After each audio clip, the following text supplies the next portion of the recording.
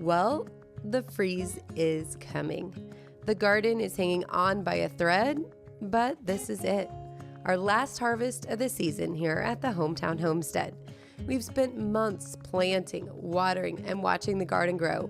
And now it's time to tuck it in for winter and make sure nothing goes to waste.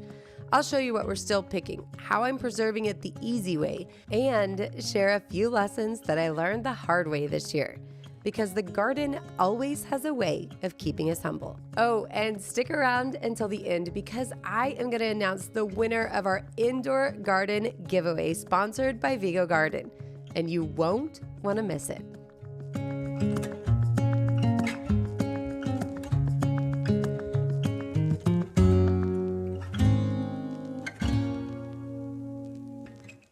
The last week headed into the first hard freeze of the season is always so busy and a little bittersweet if I have to be honest with you. Our peppers are in full swing, they look beautiful and they're doing great just in time to die off. I have a lot of gorgeous flowers blooming in the garden and of course the crocus coming up as you can see here in the foreground. All in time to be hit hard tomorrow night as I'm giving you this audio. So there is a lot of work to be done and not a lot of time to do it. The first thing on my agenda this week was to pull all the peppers that we have out of our pepper bed and then to find a way to get it covered as much as I can. I know it's crazy and that peppers like as much warmth as they can get. But when they are this beautiful and in such high production, I was willing to try whatever it would take this year. So stay tuned because I will be giving you updates on how long I was able to keep these alive as the season progresses. We decided to go ahead and add a frost cover specifically made for the size of bed that I have in hopes that we can keep the frost out at least a few more weeks and get one more harvest off these peppers before the season ends. Now, while my peppers were looking super great, that's not the case for everything. So this year in specific, I am not trying to save any tomatoes. It's actually one of the areas where I consider myself somewhat of a failure this year. Now, I know that's pretty dramatic language. I got a lot of great harvest. I got enough tomatoes and peppers to go ahead and put salsa on the shelf for my family for the year. I have a lot of tomatoes thrown in the freezer where I can make some tomato sauce and other tomato products throughout the year. But I did not get the quantity that I normally do. And a lot of that is because we took on so many other projects around the house this year that my focus was not fully on the garden. So things that could not grow independently and kind of autopilot with the watering that they were getting from the irrigation system, the things that needed a little extra work from me did suffer, and my tomatoes are one of those crops. I also took one of my beds and turned it into a bed for cutting flowers, and that I would say was also a fail. I actually had plans when I first put this in to expand on my garden for next year and add a big second section that would include things like asparagus and other vegetables that I wouldn't have to plant year after year. But I've decided after the flower situation, it's probably best to just take that bed and turn it into asparagus, leaving more time for myself to get that accomplished, less projects for my husband and my boys who put this all in for me last year, and more time to focus on the things that we actually love to eat. Now, with this being my first year of raised beds, I knew there would be a learning curve, but that is just part of it. Next year, I'm planning better spacing, more selection, and focusing in on the products that really make the biggest difference here in our house. But that's one thing about the garden that I've learned over the years. It will definitely keep me humble, and I always continue to want to learn more and do better every single year. Now, the day that we brought the peppers in, which was the day prior to me cutting up the peppers here on film, the kiddos went crazy. They ate them and they ate them and they ate them. So the first thing I did was just wash them all, get them clean, soak them in vinegar, and then put them in the refrigerator so they would stay nice and fresh. The kids can then grab them at any point they want and go ahead and have bites off of them. Now, they do know specifically which ones have a little bit of spice to them. And the only pepper that I grow that has a little bit of a spice are actually banana peppers that get ripe. So if that tells you our level of spice, that gives you a good idea of what's going on around here. But As you can see, just watching them here, they are all grabbing peppers, chewing them. They absolutely love them. So anytime that we can keep a lot fresh going on, we want to do that. But as the season starts to close and I can put away this many peppers for projects throughout the fall, which I actually have a canning project in mind for these, and I cannot wait to have them already pre-prepped and ready to go. So as many as I can put away at one time, I'm going to do it. And recently I took the ease of this process to the next level by finding a way that my kiddos could help me cut up the peppers while I was in the process of getting them prepped and ready to be diced. This little food chopper has been super fun and also has taken the time that it takes me to process things like peppers and onions down drastically because I can employ a few helpers to get the job done. The other benefit is super even dice. So sometimes I would have smaller or larger sections, and that little chopper has taken all of that out of the way, allowing the kids to be a part of the process and having fun. Now, day 3 of my winter garden prep sent me back outside to chop down all of the tomato plants that were left growing in my garden. Last year, I let the frost get to them before I pulled them out, and I found this was an absolutely huge mistake.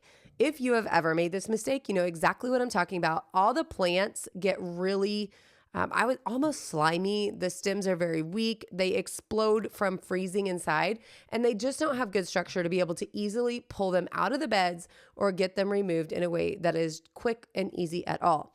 So this year I decided that would absolutely not happen, and I did have a few beauties left on the vine. This is a pineapple tomato. If you haven't grown them before, I highly recommend them.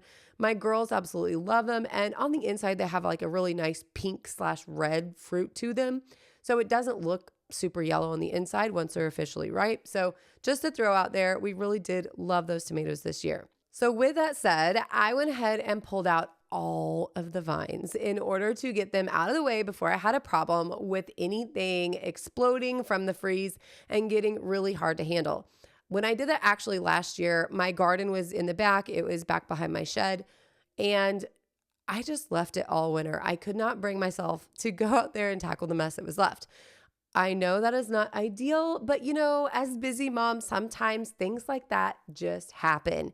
But it taught me a very important lesson, and that I was not going to let that happen again. So pull them all out, get them out of the way, even if they're just on the ground, as long as they're not still tangled in some sort of trellis system that you're going to have to try to unwind them from. You will be very, very happy that you took the short amount of time to get them out of the way before the freeze comes in. Now, per usual, while I was out front, I was alerted that a few of my ladies and one of the gentlemen had made their way to the front of the house. So I had to take just a quick break to run my chickens back into the backyard where they go. But who can blame them, really? And they do make a really nice garden cleanup crew at the end of the season. So if you do have some chickens that you can let into your garden space, feel free to do that at the end of the year to have any extra produce cleaned up.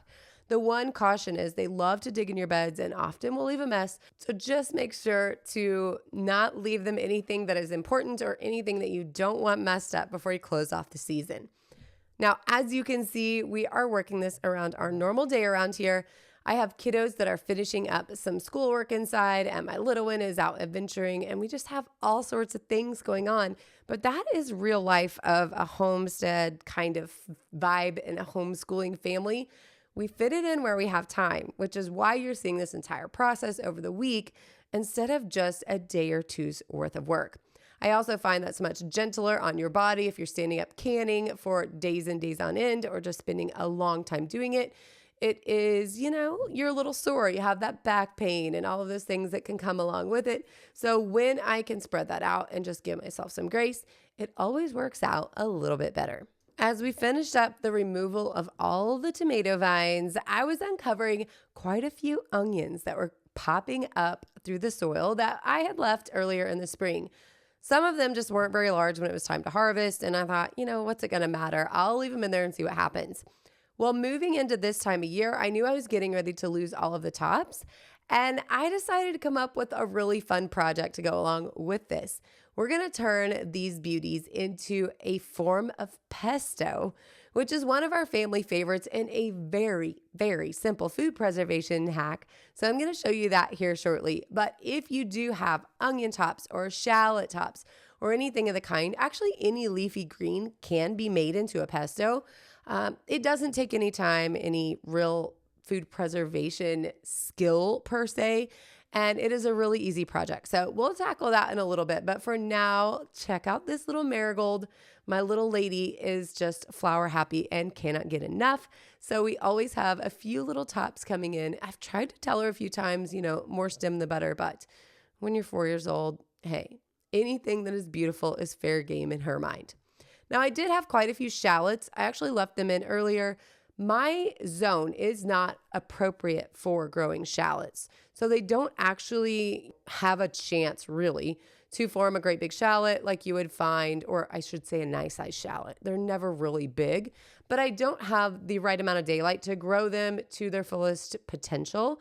That said, even growing them where I'm at, I still get great flavor and a decent harvest. So we'll be using these over the coming weeks until they're all gone. Now I have one more crop that needs my attention before we head inside to do some preservation, and that is the cabbage. For me, traditionally, cabbage is a fail because I do refuse to use most forms of pesticides in my garden, wanting to keep everything as natural as possible. But this fall, I decided to go ahead and chat with my friends at Vigo and see if I could get a cover that would prevent those nasty suckers from taking over my cabbage and killing it all. That said, this cover is for netting and a little bit of sun protection, so it's not going to help us out through the frost. The cool thing about this system, though, is I can actually just switch out the top for a frost cover, which is what we're going to do here. I know cabbage is frost hardy, or it can get pretty cold, but we're going to get down almost in the teens in the next 2 days. So I wanted to make sure that I gave it the best chance possible. So I'm swapping out my summer cover. I'm going to put on that frost cover. And I, again, am going to let you know how long I'm able to keep everything alive through the cold season as it comes in. I am pretty excited to see how long this lasts because these covers are way stronger than I anticipated. And they also have special features like venting and opening sides to give me a lot of flexibility in how I want to water and how I want to care for the plants as the seasons change, especially during the warmer days. Just because the frost is here now doesn't mean next week it's not going to be back in the 60s. So with these zip sides and being able to Velcro the sides up to the top, I have the flexibility of kind of having an open air style cover, as well as being able to lock it down on nights when it's really cold, which is exactly what we went out and did tonight. As an overall review of how I've liked moving to raised beds over in-ground gardening, I can say it has been really, really nice. But I will caution and say sometimes the first year of any garden setup has a little bit of a honeymoon phase. So I'm really excited to see how it continues next spring and what everything looks like. But so far this year, not only have I been able to properly protect my plants and have a great water system running through the beds themselves, but I've also been able to really do a good job of elevating everything up off the ground, which does help to keep certain pests like rabbits and chickens when they get out and come that way out of the fray of where my fruit is, especially if you're talking about tomatoes, because once you get that 18 inches of elevation of the bed and then the plant grows up over the top of it, the chickens have to be pretty tall in order to go in and take a bite of those delicious fruits right before you're ready to pick them. Now, as we turn the corner into the last day that my beautiful flowers are going to be able to grow in the garden, it's time to cut them all down and bring them inside to enjoy them as arranged bouquets as long as we can. Take a look at these calendula. These are strawberry calendula, I believe. I got them from rareseeds.com.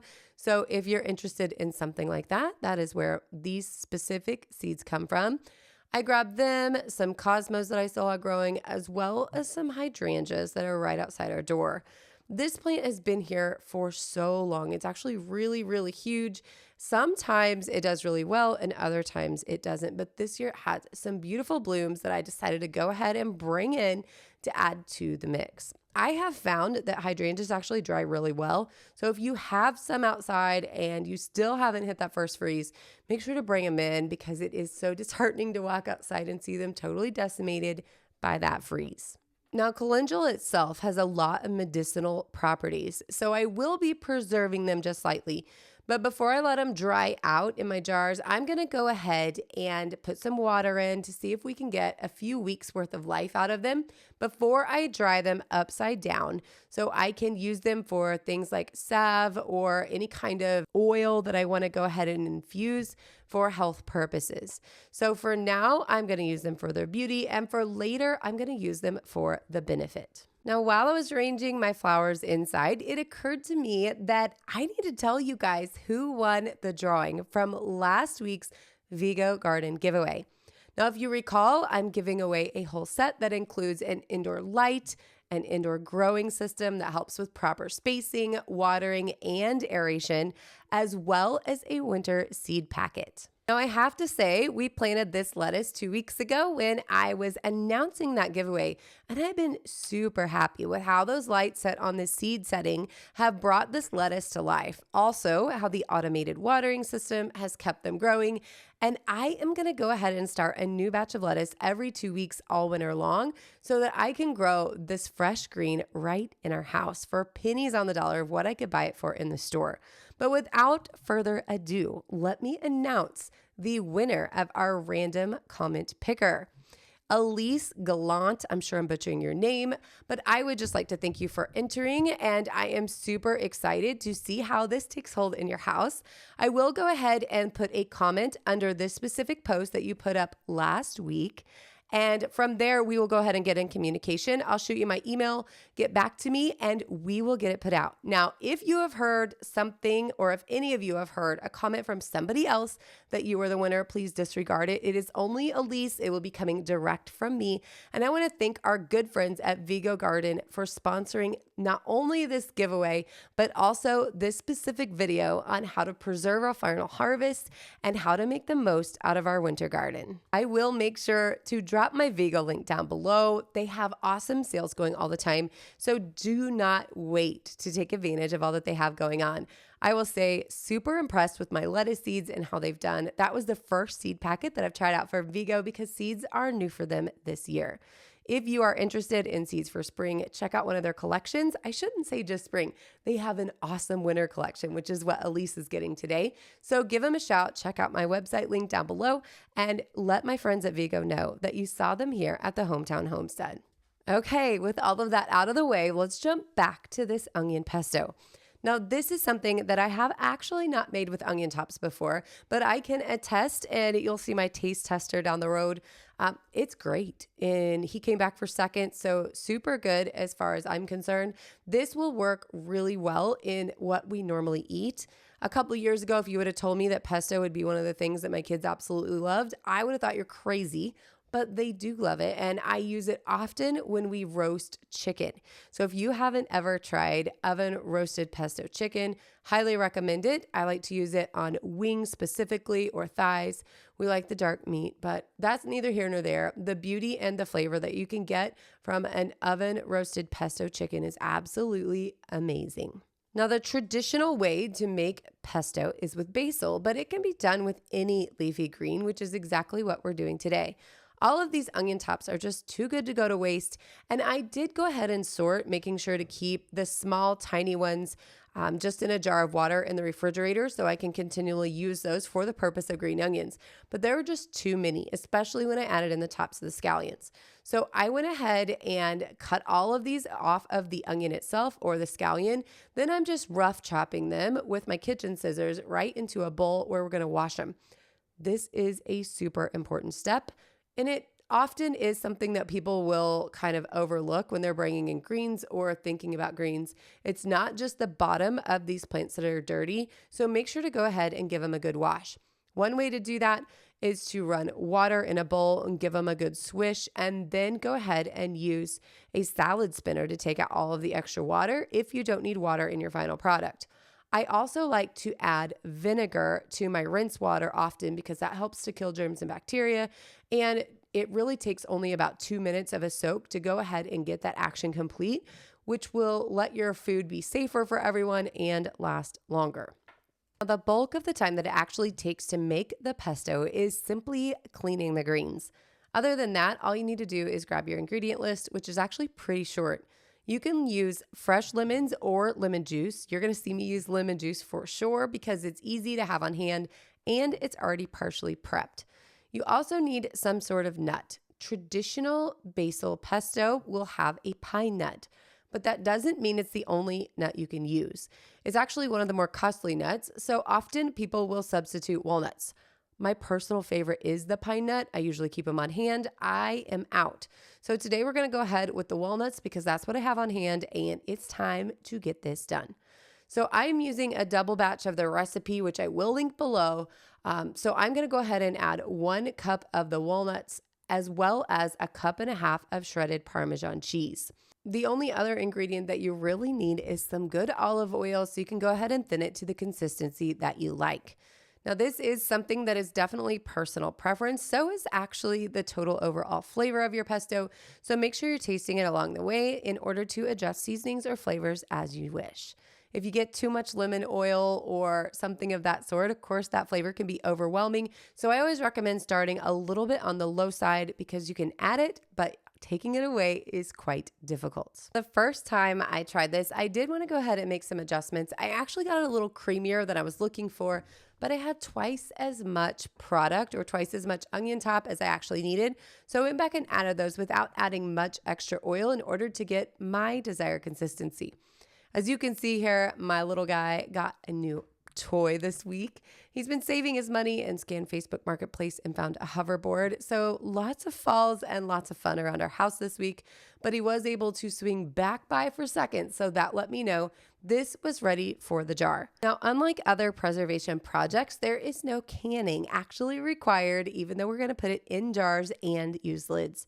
Pesto doesn't do well stored on the shelf. So I'm going to go ahead, wipe these rims clean, put on the lids, and we're going to put them out in the freezer. So as far as easy food preservation comes and a great way to use up all of the final bits that are left out in the garden, I think this one is a total hit. Now, as I promised before, I will definitely keep you updated on how my garden does throughout this freeze and how long I can keep those peppers and cabbage still producing and growing beautifully out in the garden. But as for the fullness of the 2025 garden season, this is it.